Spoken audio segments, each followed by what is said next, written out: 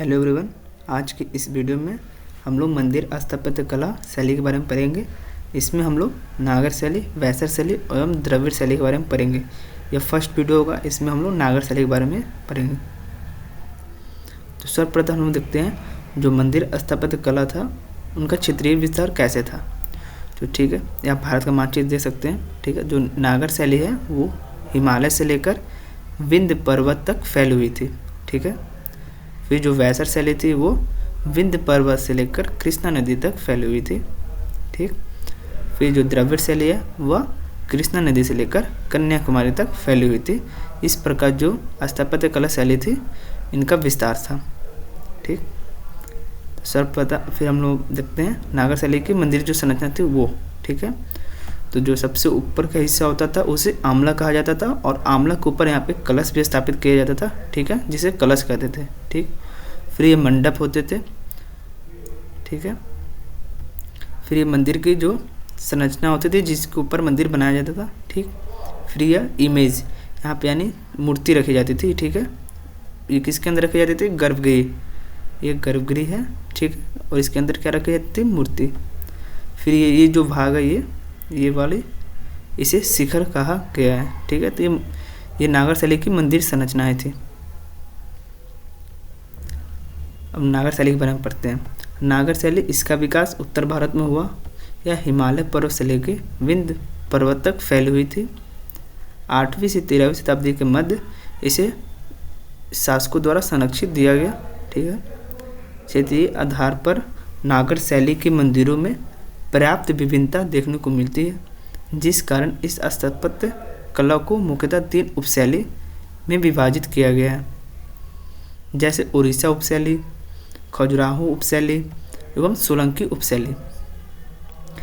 जो नागर शैली थी वो क्षेत्रीय आधार पर बहुत ज़्यादा विभिन्नता देखने को मिलती है, जिसके कारण इस शैली को 3 उपशैली में विभाजित किया गया, जैसे उड़ीसा उपशैली, खजुराहो उपशैली एवं सोलंकी उपशैली। ठीक है, नेक्स्ट हम लोग इसको देखते हैं विशेषता। तो इस शैली के जो मंदिर होते थे उनका निर्माण पंचायतन शैली में हुआ है, जिससे मुख्य मंदिर के साथ सहायक मंदिर भी बनाए गए। इस शैली के मंदिरों को ऊंचे चबूतरे पर बनाया जाता था। ठीक है, मुख्य मंदिर के सामने मंडप होते थे। ठीक है,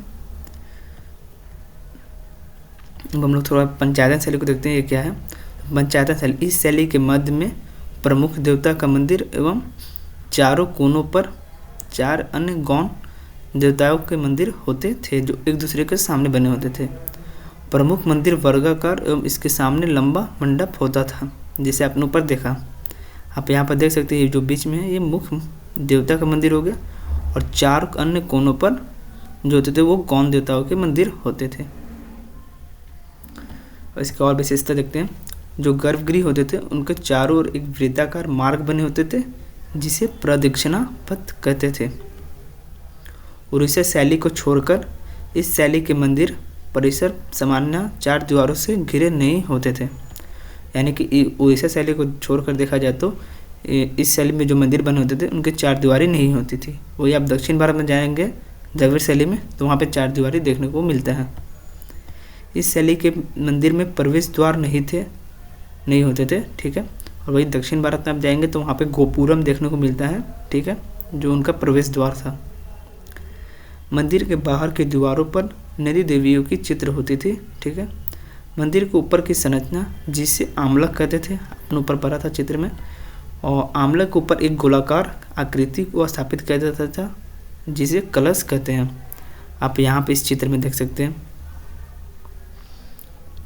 ये नागर शैली के कुछ मंदिर हैं। ठीक है, अब हम लोग कुछ प्रमुख मंदिरों के बारे में पढ़ेंगे, जैसे कोणार्क का सूर्य मंदिर।